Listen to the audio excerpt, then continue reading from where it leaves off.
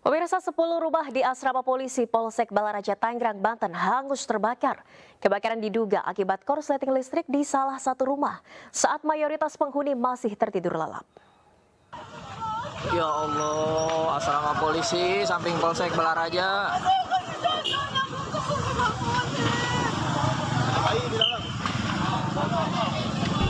Api melalap 10 unit rumah di asrama yang dihuni anggota Polsek Balaraja, Tangerang, Banten Sabtu pagi. Balaraja untuk saat ini dalam proses pemadaman oleh sektor Balaraja dan akan dibantu oleh... Penghuni rumah pun panik dan langsung bergegas menyelamatkan diri. Banyaknya material kayu dan aliran listrik yang masih menyala membuat api cepat membesar. Yang terbakar asrama kepolisian, api masih merah. Demikian laporan dari TKP. 3 unit mobil pemadam diterjunkan ke lokasi kejadian.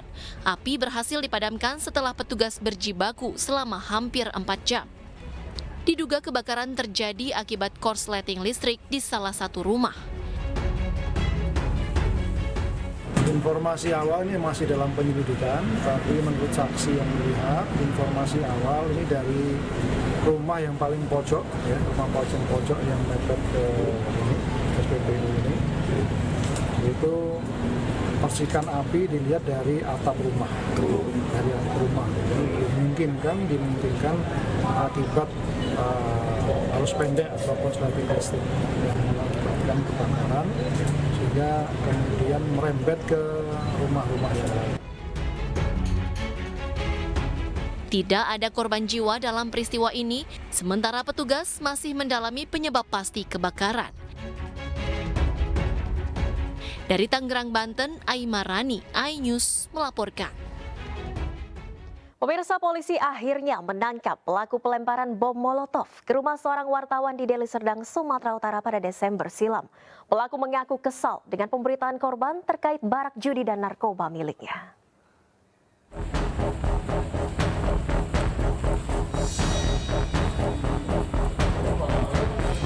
Kasus pelemparan bom Molotov di rumah seorang wartawan di Jalan Namori, Kecamatan Pacur Baru, Deli Serdang, Sumatera Utara, akhirnya berhasil diungkap Satreskrim Polrestabes Medan. 2 orang pelaku berinisial FH alias Peker dan FS alias Daus diamankan polisi. Pelemparan bom Molotov ke rumah korban yang merupakan seorang wartawan media online terjadi pada tanggal 21 Desember 2023 lalu sekitar pukul 4 pagi. Kasus ini dilatar belakangi rasa sakit hati salah satu tersangka, yakni FS, yang kesal dengan pemberitaan korban terkait barak judi dan narkoba miliknya. Dalam peristiwa ini tidak ada korban jiwa maupun luka karena bom Molotov yang dilempar jatuh di dekat pintu rumah korban.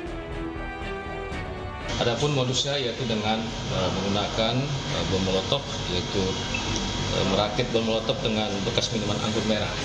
Sebelumnya, sebelum kejadian, mereka kumpul dan sempat minuman keras. Setelah itu disiapkan 2 botol bom Molotov dan baru paginya dilaksanakan pelemparan terhadap rumah.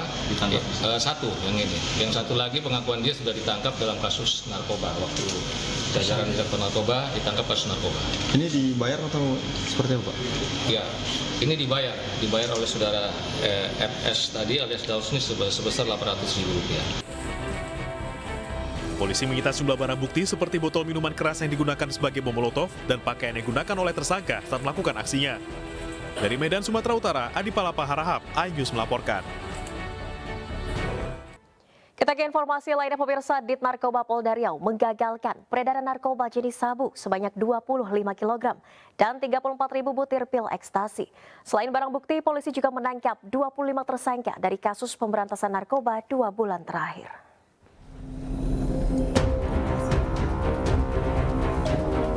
Dalam 2 bulan terakhir, Dit Narkoba Polda Riau menggagalkan peredaran narkoba jenis sabu sebanyak 25 kg dan pil ekstasi sebanyak 34.000 butir. Seluruh barang haram ini dimusnahkan pada 12 Juli 2024. Sepanjang bulan Mei hingga Juni 2024, Polda Riau telah menyita 25,1 kg sabu, 34.250 butir pil ekstasi, 3 kg ganja kering, dan 70.000 butir pil Happy Five. Polda Riau menangkap 25 tersangka, di mana 11 diantaranya adalah jaringan internasional. Kita akan terus melakukan penegakan hukum dimanapun, di gunung-gunung, di hutan-hutan, di laut-laut, apalagi di kampung-kampung yang katanya ada kampung narkoba. Saya sudah perintahkan Direktur Reserse Narkoba dan timnya, seluruh Kapolres dan timnya, tidak ada lagi istilah, diksi, kalimat-kalimat kampung narkoba di Provinsi Riau ini. Yang katanya di Pangeran Hidayat atau di mana-mana, obrak-abrik itu.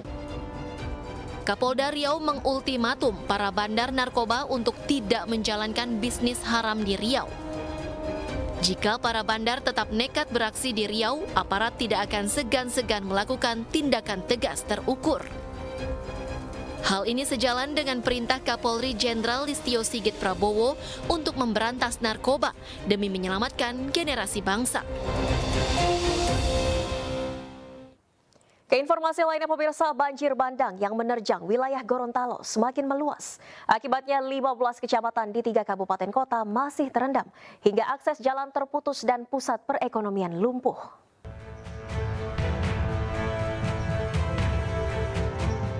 Intensitas hujan yang tinggi membuat air sungai Bulango, Bone, dan Danau Limboto meluap hingga menyebabkan akses jalan terputus dan pusat perekonomian lumpuh.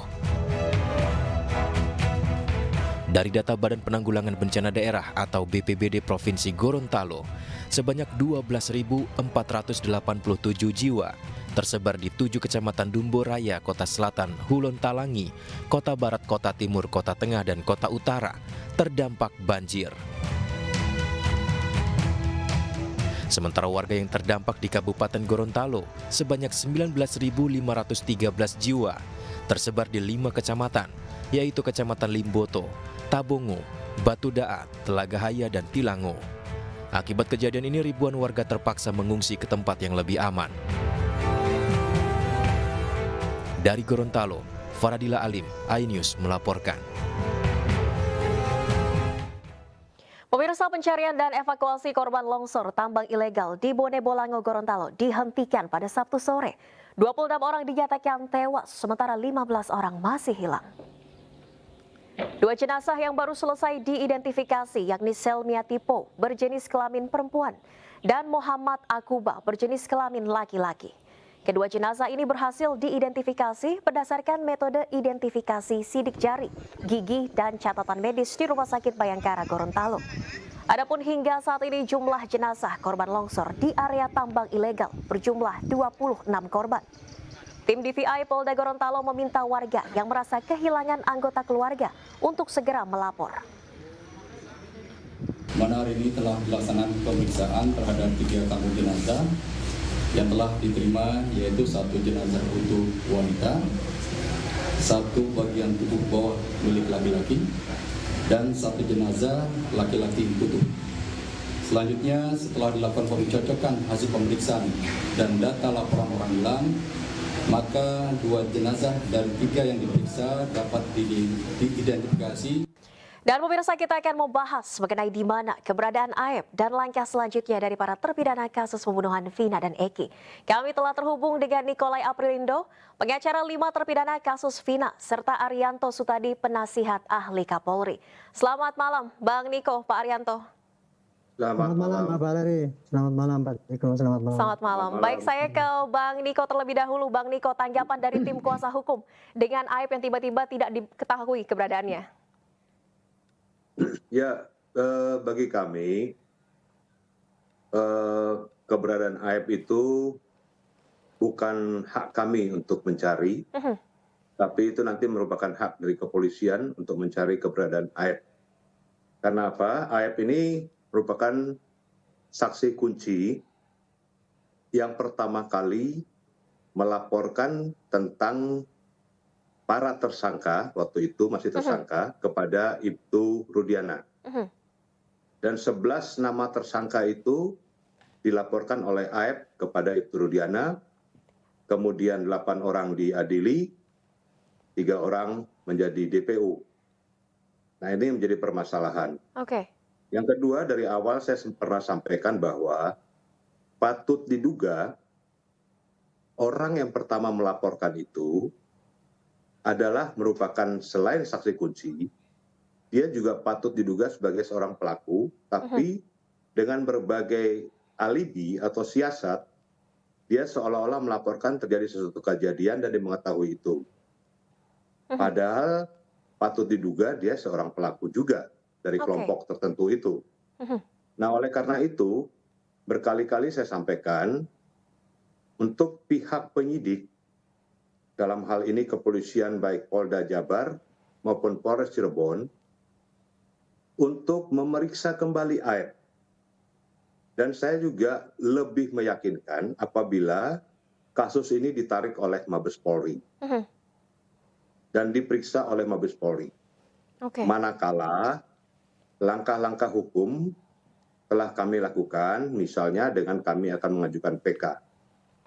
Jadi penyidikan kembali itu, bila PK sudah dilakukan, sudah ada putusan PK, maka apapun putusan PK itu harus ada political will dari Kepolisian RI, dalam hal ini Barreskrim, untuk melakukan semacam penyidikan kembali kasus ini. Yang kedua yang perlu saya sampaikan, Baik, Bang Niko, kita tahan dulu Bang Niko, saya langsung ke Pak Arianto. Pak Arianto, tadi poinnya adalah polisi wajib mencari AF. Ini apakah tidak ada transparansi begitu dari pencarian polisi terhadap AF ini? Kalau saya lihat ya, dengan kekalahan kemarin di peradilan kemarin, seperti yang dikatakan Kapolri juga, kita masih akan mempertimbangkan langkah-langkah selanjutnya. Itu pasti sekarang polisi lagi berunding ini dengan kekalahan peradilan ini, apa yang harus dilakukan. Tapi kalau menurut perhitungan saya gitu ya, dengan kekalahan peradilan ini itu merupakan suatu koreksi ya, bahwa ternyata apa yang dilakukan oleh dia yang sudah diyakini benar ternyata dianggap tidak sah, itu kan. Dan ini saya lega dengan putusan itu, karena apa? Akhirnya apa yang dipertanyakan kemudian ditanyakan masyarakat itu akhirnya kan lebih jelas sekarang. Oh, ternyata tindakan polisi itu dianggap tidak sah. Ya. Tetapi putusan peradilan ini bukan berarti bahwa si Peggy yang ditangkap kemarin itu tidak bersalah, bukan. Hanya tidak sah untuk dijadikan tersangka. Nah, dengan adanya itu, maka kemudian itu saya dulu kan mengusulkan gonjang-ganjing ributnya mengenai masalah berita Vina ini dan kasus 2016 itu adalah akibat daripada putusan yang dianggap katakanlah pengadilan sesat kan gitu, ditunjuk gitu. Sehingga publik itu meragukan keterangan itu. Dan sekarang kemarin melonjak kepada Peggy juga publik juga curiga kan itu salah itu. Nah, sekarang sudah terbukti ternyata salah tangkap katanya gitu ya. Dan sekarang Peggy sudah dinyatakan harus dihentikan penyidikannya. Nah, kemudian kalau untuk polisi, apakah kemudian bagaimana langkahnya? Kalau menurut perhitungan saya, ya lihat nanti hasil PK. Kalau PK ini kan sudah diajukan PK itu daripada korban ya, entah siapapun yang mengajukan, nah itu saya lega karena itulah jalan satu-satunya untuk mengkoreksi pengadilan sesat dalam tanda petik itu hanya melalui PK. Nanti kalau PK itu kemudian berhasil ya, salah satu berhasil atau semuanya berhasil, itu akan menunjukkan bahwa ternyata kinerja Polri yang dulu tahun 2016 itu, yang dulu saya nilai 100, itu ternyata 0 nilainya kan gitu. Nah, konsekuensi daripada kalau itu dipatahkan, maka polisi penyidik harus melakukan sidik ulang. Nah, itu sidik ulangnya itu kalau menurut saya sih mau dilakukan oleh siapa aja, tapi kewajiban daripada polisi harus melakukan sidik ulang karena putusan yang dulu dianggap tidak benar kan gitu. Hanya ya sekarang ya warning yang dulu itu kan dulu dianggap, karena polisi kan waktu itu membuktikannya tidak menerapkan scientific crime investigation. Nah, besok ini seandainya PK-nya berhasil, maka polisi harus menyidik ulang dengan memanfaatkan semua bukti-bukti yang kuat, pakai scientific crime investigation sehingga tidak bisa dipatahkan kebenarannya gitu. Itu kira-kira jalan yang kira-kira akan ditempuh oleh penyidik gitu. Oke, PK ini akan menjadi pembuktian nilai dari kinerja kepolisian begitu ya Pak Arianto. Ya, saya kembali ke Bang Niko. Bang Niko, kalau dari tim kuasa hukum sendiri bagaimana persiapan menjelang PK 5 terpidana? Kami sudah siap, dan kami segera akan mengajukan PK itu. Dan yang diawali dulu dengan rekan pengacara dari Saka Tatal, Farhad Abbas dan teman-teman. Mereka sudah mengajukan lebih dahulu dan tanggal 24 Juli ini akan dilakukan sidang PK. Dan kami juga akan bersinergi untuk mengajukan PK yang sama, di mana kami akan melakukan berbagai bukti, memberikan berbagai bukti baru tentang kasus ini, kasus posisinya, siapa tersangkanya, siapa yang berbuat apa. Nah, itu kami akan mengajukan itu. Sehingga segala sesuatu yang akan kami lakukan itu tidak keluar dari koridor hukum. Kami tetap pada koridor hukum. Jadi PK yang akan kami lakukan ini, seperti kata Pak Arianto tadi, kita ingin mengkoreksi apakah putusan itu merupakan putusan peradilan sesat atau putusan itu memang putusan yang sebenarnya. Itu kami koreksi di situ.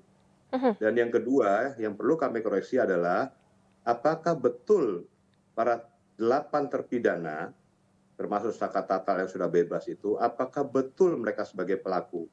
Termasuk yang dikatakan tadi, Peggy alias Peron. Nah, mengenai pra-peradilan yang kemarin...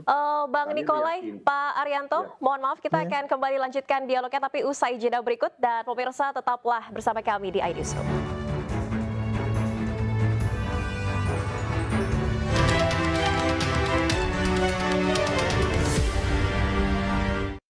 Kembali di iNewsroom, pemirsa, dan masih bergabung bersama kami Nikolai Aprilindo, pengacara 5 terpidana kasus Vina, serta Arianto Sutadi, penasihat ahli Kapolri. Saya kembali ke Bang Nikolai lagi, Bang Nikolai. Ini menjelang PK yang akan diajukan tim Anda. Apakah nanti barang bukti baru yang diserahkan ini artinya belum pernah dibuka sama sekali di persidangan 2016 lalu? Ya, ada novum yang kami dapatkan yang tidak pernah terungkap. Namun kami juga mengkolaborasi dengan beberapa novum yang terungkap dalam persidangan itu sendiri. Misalnya tentang barang bukti dan sebagainya, kemudian hasil visum et repertum, kemudian penyelidikan tentang sidik jari, DNA dan sebagainya, itu juga akan kami sampaikan. Namun yang pasti kami akan meminta sidang PK ini secara terbuka. Karena pada sidang tahun 2016-2017 itu, menurut kesaksian dari para terpidana, maupun keluarga, maupun saksi-saksi yang ada, itu persidangan dilakukan secara tertutup. Nah, ini menjadi permasalahan bagi kami, sehingga kami akan meminta itu persidangan dilakukan secara terbuka. Karena masalah ini bukan saja sudah menjadi rahasia umum dan bukan saja sudah menjadi perhatian nasional, tapi juga perhatian internasional. Bahkan beberapa media asing pun sudah menghubungi kami untuk melakukan semacam cross check tentang permasalahan ini. Sehingga tadi kenapa saya katakan kalau PK ini setelah selesai dan misalnya putusannya itu akhirnya harus dilakukan penyelidikan ulang atau penyidikan, saya minta supaya Mabes Polri mengambil alih karena ini sudah menjadi perhatian nasional dan internasional. Nah, itu yang perlu saya sampaikan. Sehingga kita menjaga betul-betul citra dan nama baik Polri ini jangan sampai nilai setitik merusak susu sebelanga. Artinya perbuatan oknum-oknum tertentu itu bisa merusak nama baik dan citra Polri yang sudah kita bangun dengan susah payah sejak reformasi 98. Oleh karena itu, saya sangat berharap bahwa Mabes Polri harus mengambil alih masalah ini. Tanggapannya Pak Arianto. Ya, kalau bagi saya saya kemarin itu resah ya. Karena yang tergaung di setiap hari itu kan serangan-serangan pada kinerja aparat ya, bukan hanya Polri saja. Tapi terutama Polri yang sangat dikatakan bahwa kerjanya nggak benar, ini oknum ataupun siapapun ya. Tapi sekarang saya menjadi lega karena apa? Apa bukti-bukti yang katanya dulu tidak terbukti di dalam persidangan itu kan bermunculan di sana sini, saksi, alat bukti dan sebagainya. Dan kemarin sudah dicoba di dalam peradilan muncul itu. Dan ternyata hasilnya kan berhasil gitu.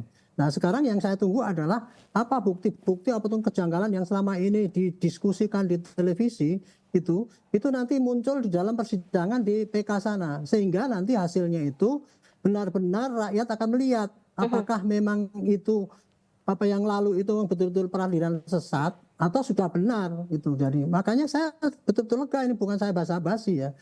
Dengan adanya banyak saksi, dengan adanya banyak bukti dan itu digelar secara transparan di Mahkamah Agung sana itu saya lebih lega karena apa? Peradilan itu bisa menunjukkan bahwa ini loh jalannya peradilan di Indonesia ini kayak gini yang terjadi gitu. Nah, tinggal nanti keputusannya. Kalau peradilan itu kalau PK itu diterima oleh Mahkamah Agung, ya berarti polisi tahu diri bahwa itu ternyata saya masih dinilai kurang bagus. Pasti dia akan melakukan ulangan daripada penyidikan itu. Oke, Pak Arianto ini kan untuk mengembalikan kepercayaan publik juga, Pak Arianto. Publik kan juga menyuarakan untuk polisi kenapa tidak mengeluarkan atau menghadirkan saja saksi Aib ini dan juga Aibtu Rudiana.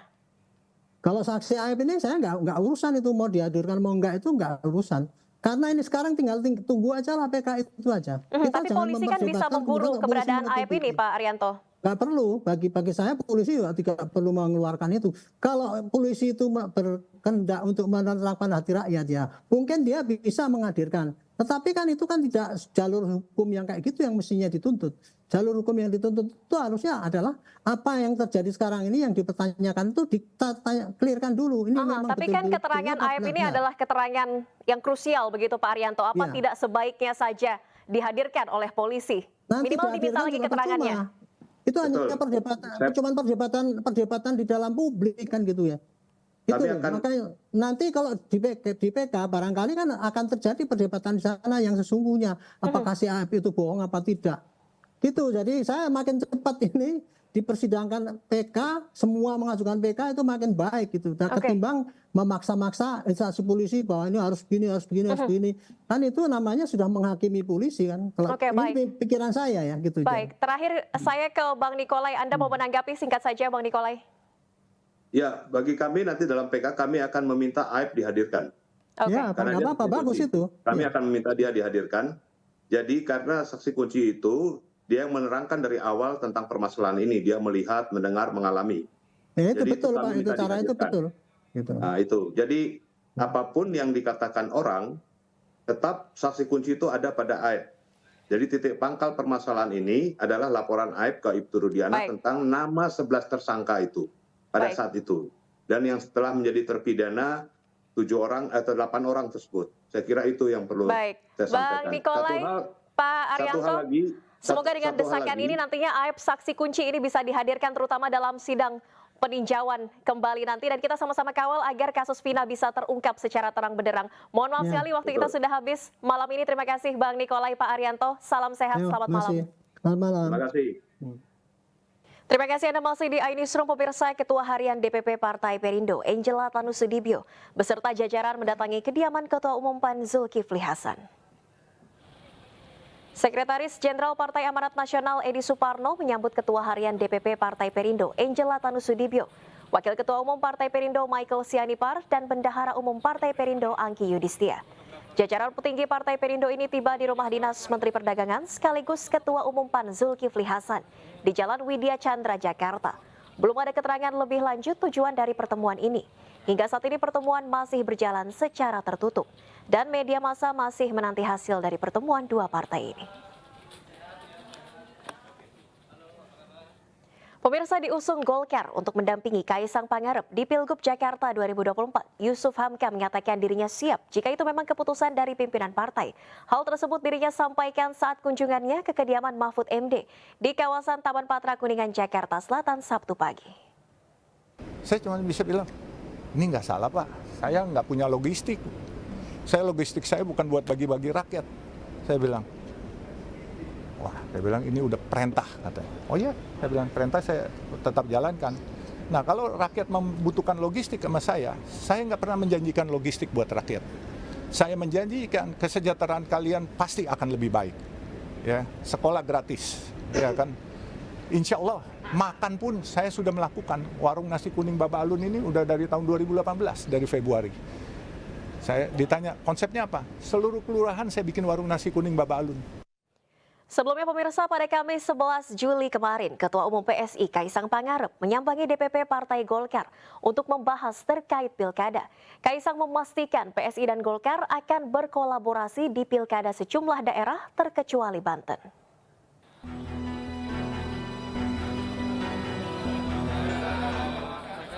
Ketua Umum PSI Kaisang Pangarep Kamis sore menyambangi DPP Partai Golkar di Jakarta Barat. Kaisang disambut hangat Ketua Umum Partai Golkar Erlangga Hartarto. Pertemuan ini membahas sejumlah hal terkait Pilkada 2024. Salah satunya terkait pencalonan putra bungsu Presiden Jokowi tersebut. Erlangga Hartarto bahkan telah menyiapkan sosok pengusaha Yusuf Hamka untuk mendampingi Kaisang jika Kaisang bersedia maju di Pilkada Jakarta. Sehingga tantangan utama Jakarta adalah infrastruktur. Nah, untuk mendukung tadi Mas Ketum, Mas Kaisang, seandainya beliau memilih Jakarta, saya siapkan kader Partai Golkar yang sudah memalang melintang di infrastruktur, yaitu Babah Alun. Mana Babah Alun? Jadi itu pembahasan, kita banyak punya waktu, tidak terburu-buru, kita akan berbasis ilmiah kepada survei. Dan tentu kita juga harus bicara dengan Koalisi Indonesia Maju. Di sisi lain, Kaisang pun memastikan PSI dan Golkar akan berkolaborasi untuk pilkada di sejumlah daerah. Namun uniknya, dalam sebuah pantun, Kaisang menegaskan PSI dan Golkar akan berseberangan, khusus untuk pilkada Banten. Kami juga tadi seperti yang Pak Erlangga bilang, kami beberapa daerah akan berkolaborasi. Salah satunya tadi adalah Semarang, dan kemungkinan juga nantinya di Jakarta. Tapi izin Pak, saya punya satu pantun. Jalan-jalan ke Palmerah. Cakepnya kayaknya kurang semangat ya. Saya ulang ya. Jalan-jalan ke Palmerah. Cakep. Jangan lupa beli jinten. Memang Golkar dan PSI ini berkolaborasi di beberapa daerah, tapi mohon izin Pak, kami akan berseberangan di Banten. Kaisang belakangan tengah gencar melakukan safari politik jelang pilkada. Selain Golkar, Kaisang juga telah bertandang ke DPP PKS. Dari Jakarta, tim liputan iNews melaporkan. Pemirsa, Partai Kebangkitan Bangsa mengusulkan istri Raffi Ahmad, Nagita Slavina, untuk menjadi wakil Bobi Nasution pada pemilihan Gubernur Sumatera Utara. Menanggapi hal tersebut, Bobi Nasution menyebut menunggu inisiatif PKD untuk mempertemukan. Dan pemirsa, usai sudah jumpa kita di iNewsroom hari ini, jangan lupa saksikan iNews Malam bersama rekan saya Arlis Tahadi. Saya Nadia Valeri pamit undur diri, terima kasih, selamat malam, sampai jumpa.